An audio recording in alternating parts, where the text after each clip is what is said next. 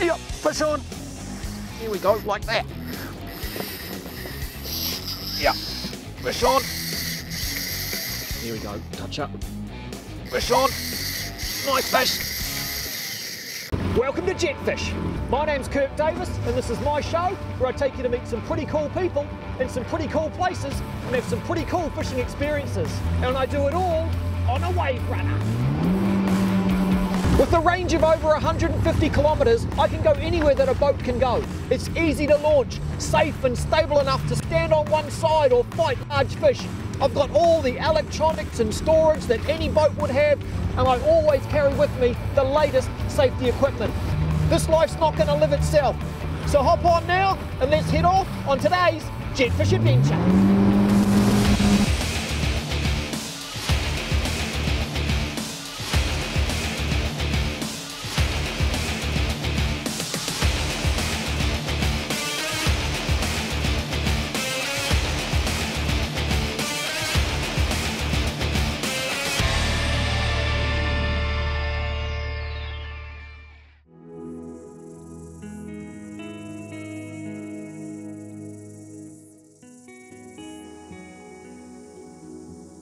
This week on Jetfish, I've hooked on the Waverun and I'm heading to the very far north of New Zealand to fish from land and sea. I see the far north as my spiritual home. I love the place, the fishing it offers, and the people I've met there over the years. Today, I've been lucky enough to be invited to Walter, Wayne and Nutana's office to check out the local oyster fishery before heading out and getting stuck into some fishing.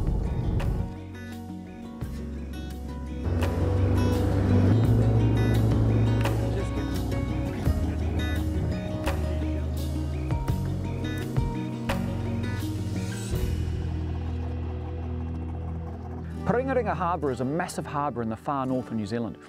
The population around it is pretty small, but fortunately for that population, or for some of them, there's a big oyster farm here.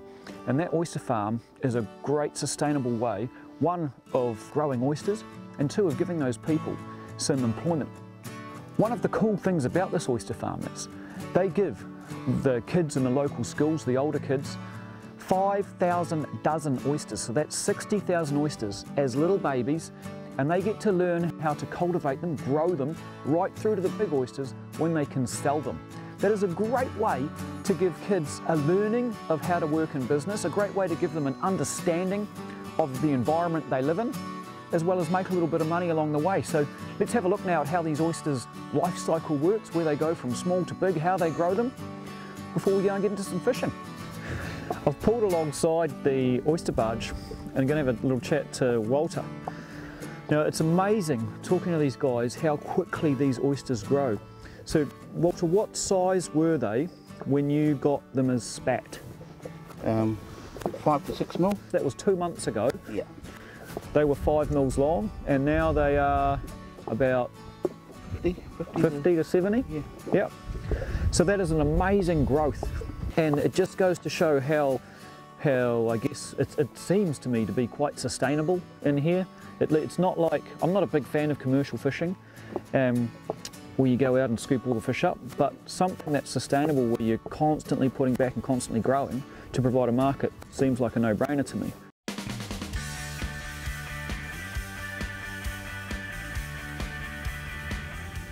With the work done for the morning, the boys showed me a great spot that I could only get to by jet ski. There's no way you'd get to shallow water like this in a boat. That's why I love my Waverun. Rightio, first bait in the water. New spot, never fished this one before, but it looks fishy. Bit of shade at the moment, little bit of a drop off. Plenty of fish activity, plenty of shags. I love fishing a spot where there are lots of shags at because it means there's lots of bait.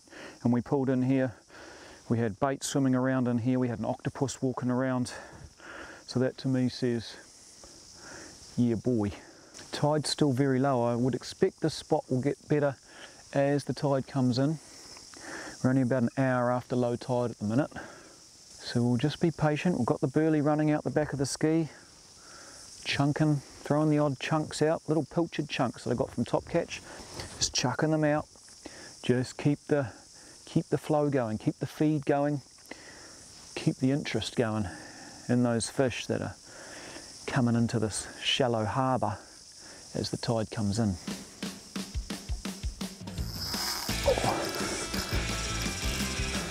I was just retrieving my bait and something's grabbed it. I'm hoping it's a little kahawai because it will be a great live bait. Oh, it's a little snapper. Huh. Look at them all lit up. Look at those beautiful colours.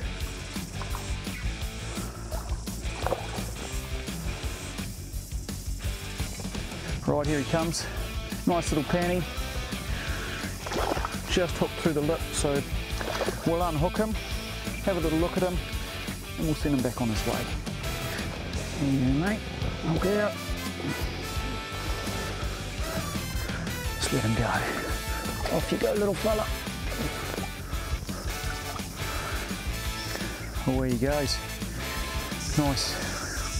What a start to what's so far been a pretty cool morning and what I think is going to be a pretty epic day.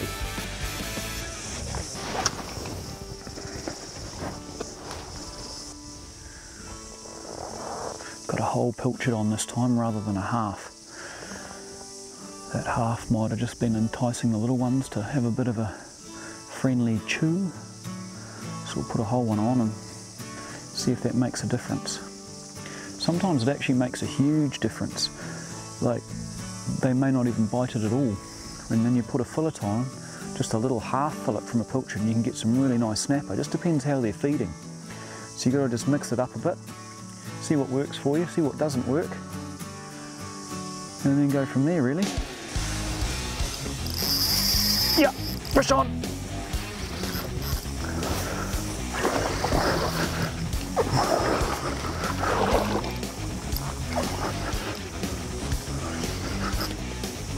Where is he?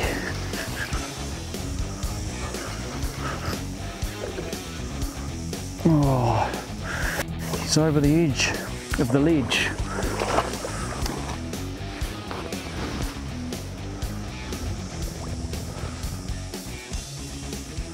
This guy's surrounded by kahawai.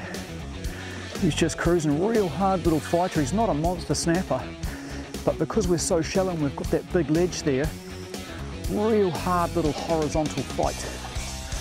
Let's have a look at him. It's nicely lip hooked, he's got plenty of energy. And there he is. Not a bad one, and I think he might be dinner. Okay, straight back out there. When there's a hot bite like this, click it straight into gear and keep in touch with it. There we go, another little touch there straight away. Another touch, another touch. Voracious feeding. This squid, so moist, and they love it.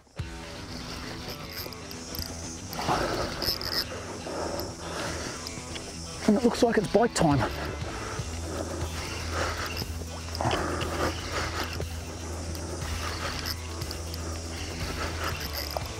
Get him up over the edge. It's close to the edge now. Oh, I can feel him on the edge.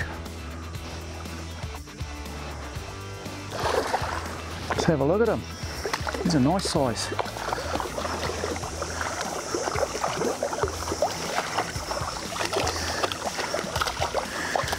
Slay him down there. You can see how hungry they are. He's just engulfed that bait. Both hooks, you know when both hooks are set in their mouth, that these fish are hungry.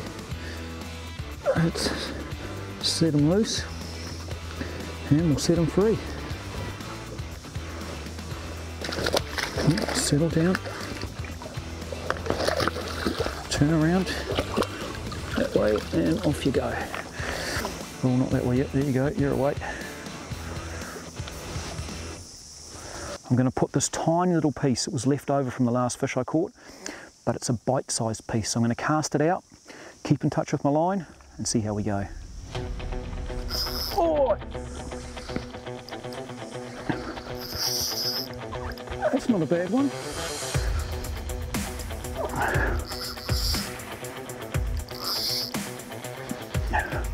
onto one. This one feels not too bad, real feisty at least. I'm going to have to get towards the edge. Oh, here he comes.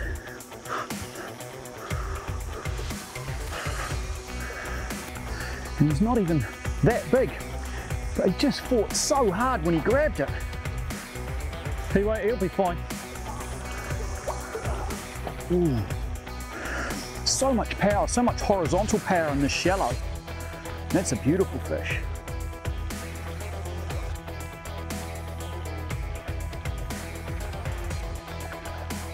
He's not a bad one. He is just hooked. Look at that, he's just hooked through the lip. Nice fish. These fish are hitting the bait very close to the surface, just a few seconds after the bait hits the water, so I'm having to be really onto it. It's almost like a pack of piranhas. I'm going to cast it out and we'll see how long it takes to get hit.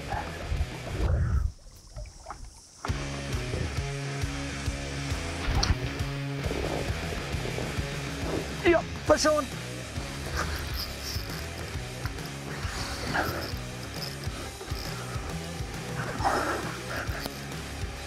Another feisty one. Man, this spot is great for some feisty little pannies.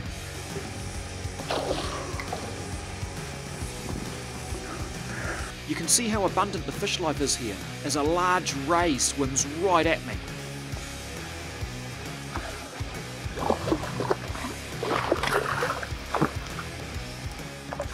Geez, old Ray wants some, I think. Another nice panny. We're going to have to keep this one because he's hooked deep. He won't go to waste. We'll put him on ice. This week on Jetfish, I've taken the Waverun to the far north of New Zealand and used it to access spots that no boat could get to. After a good night's sleep, it's time to bid the locals farewell and head wide in search of the big one. When the tide is low like this, it's very easy to take the trailer off the car and launch the ski by hand. Right, I've got a couple of hours free before I have to head back south towards home. The cameraman's gone, so I'm out here on the Waverun on my own, and I'm going to head out of the harbour and up the coast just a touch, somewhere between here and North Cape, and I'm going to be looking for bommies. And I'm just going to cast some soft baits into those bommies and see if we can't upsize the snapper. Let's go.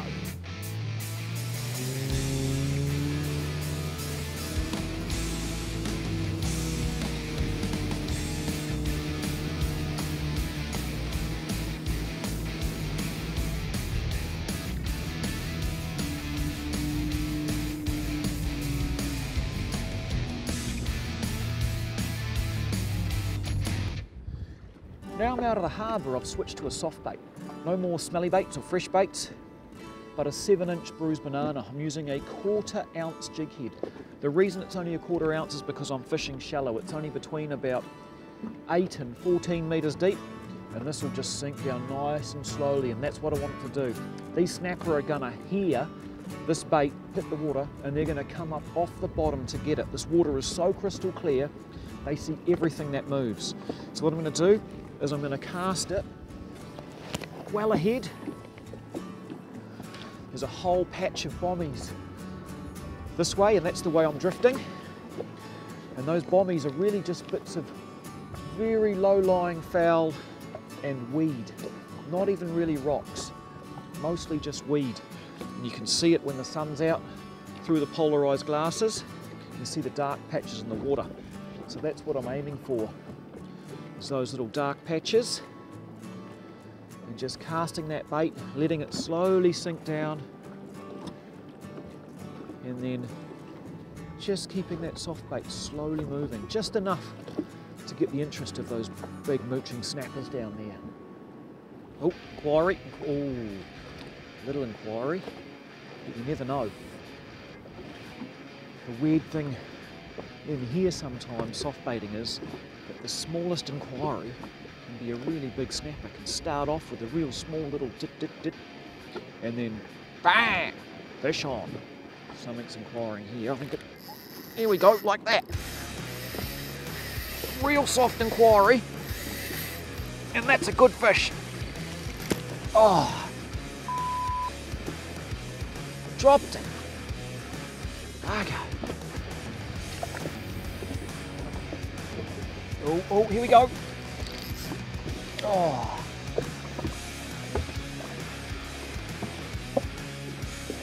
Might be back, let's just see. Something's there. Something's there, here we go. Yeah. Fish on.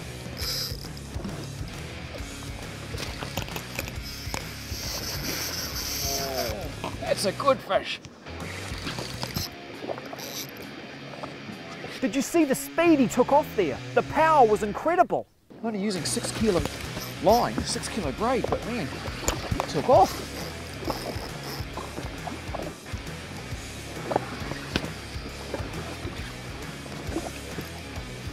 Right, let's get him in. It's a nice one.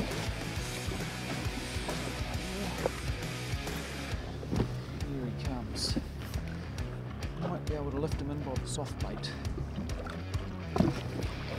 There he is.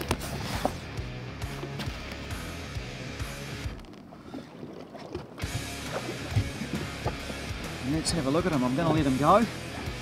So I'm not going to stick my hands in his gills. There he is. He's devoured that soft bait right down his gob. Perfectly hooked, he's not getting off. And man, what a first run, what an initial run this guy had. For his size, he's only about a 6-pound snapper, about 3 kilos. And what a run, man. Jeez, let's get this hook out. We'll let him go. There we go, soft bait's out. That's in there. And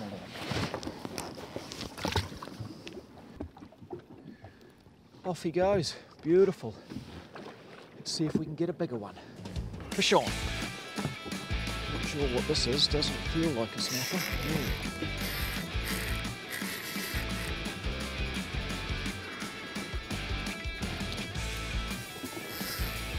It's got some nice colour, nice pull. It's just a nice size snapper on the atomic sunrise this time. Oh, yep. Fish on. A little one, or is he running at me?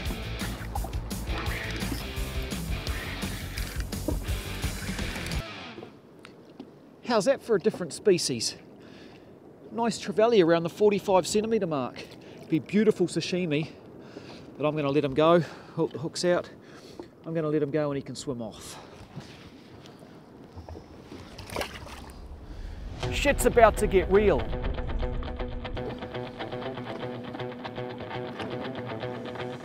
Here we go, touch up. Fish on! Nice fish!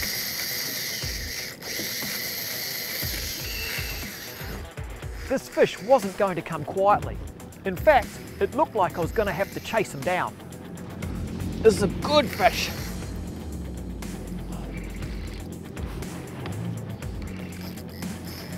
If it's a snapper, it is an absolute monster of a fish.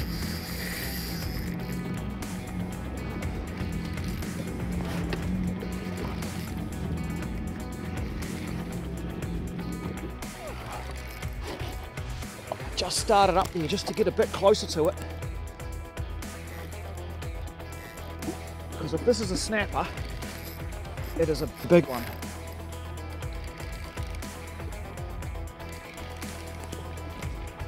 Just kept casting, kept casting.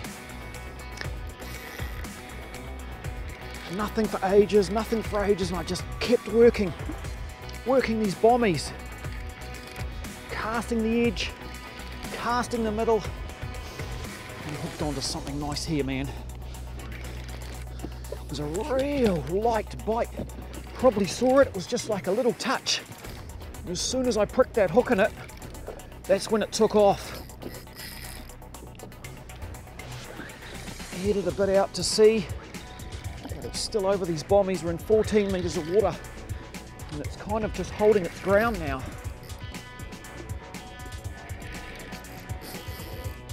It's a snapper. I can see it. Man, he took off fast. He felt way bigger than he is. But man, this is a nice fish.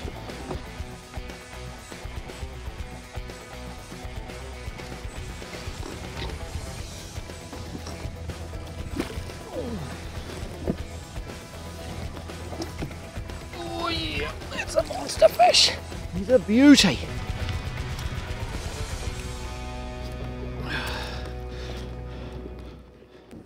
How's that for a monster snapper? Caught on the 7-inch bruised banana. I've headed out of the harbour, up the coast just a little bit, and this guy's probably 16, 17 pounds. What a cracker.